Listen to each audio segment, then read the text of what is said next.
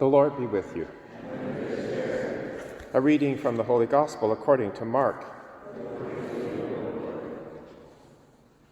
The Pharisees came to Jesus and began to argue with him, asking him for a sign from heaven to test him. And he sighed deeply in his spirit and said, "Why does this generation ask for a sign? Truly, I tell you, no sign will be given to this generation." And Jesus left them, and getting into the boat again, he went across to the other shore. The Gospel of the Lord. Praise to you, Lord Jesus Christ.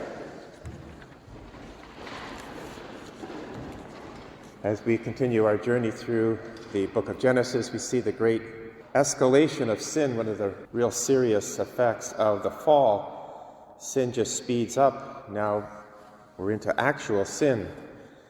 And what's shocking is that it's in the context of worship, because Cain and Abel are bringing an offering to the Lord. The text says Cain brought to the Lord an offering of the fruit of the ground, but Abel, the firstlings of his flock, their fat portions, and in that we see the difference.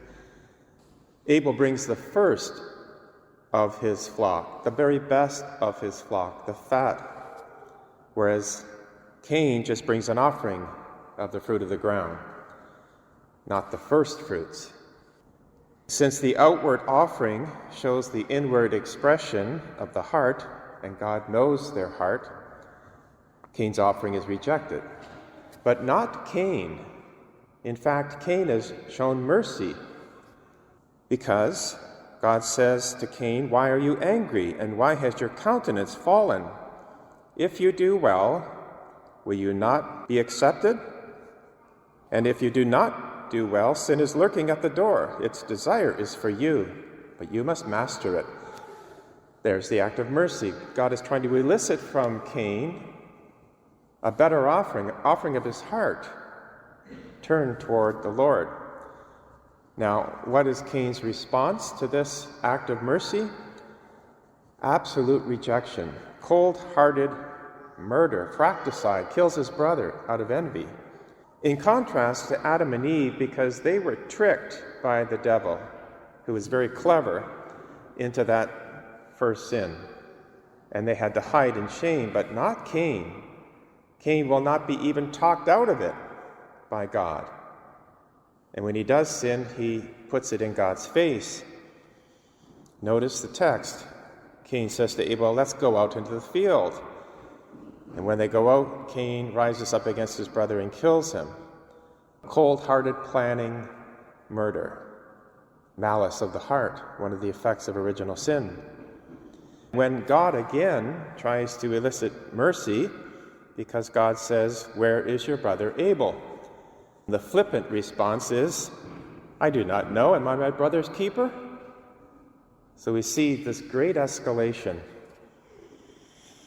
Now again, how does God react? With great mercy, because God says to Cain, "You are now cursed from the ground. The ground will no longer yield to you its strength, and you will be a fugitive and wanderer from the earth." He doesn't exact capital punishment, which is really what Cain deserves, but rather this is a medicinal punishment meant to correct.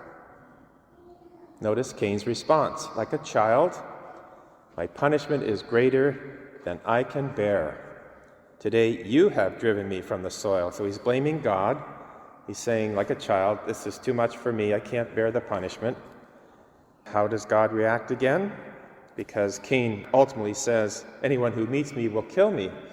And God says, "No, I will put a mark on you to protect you." So through the whole story, God is showing mercy, but not Cain. Cain is hardened in his sin. Well, this gets even worse with Cain's offspring, because we get in this chapter 4 the story of Lamech. And Lamech says this devastating statement, boasting to his 2 wives, "I have killed a man for wounding me, a young man for hurting me.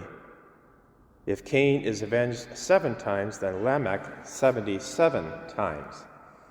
This gets so bad that by the time we get to chapters 7 and 8, God has had enough, and he has that devastating statement that every thought of every person continually is evil, and that brings the flood.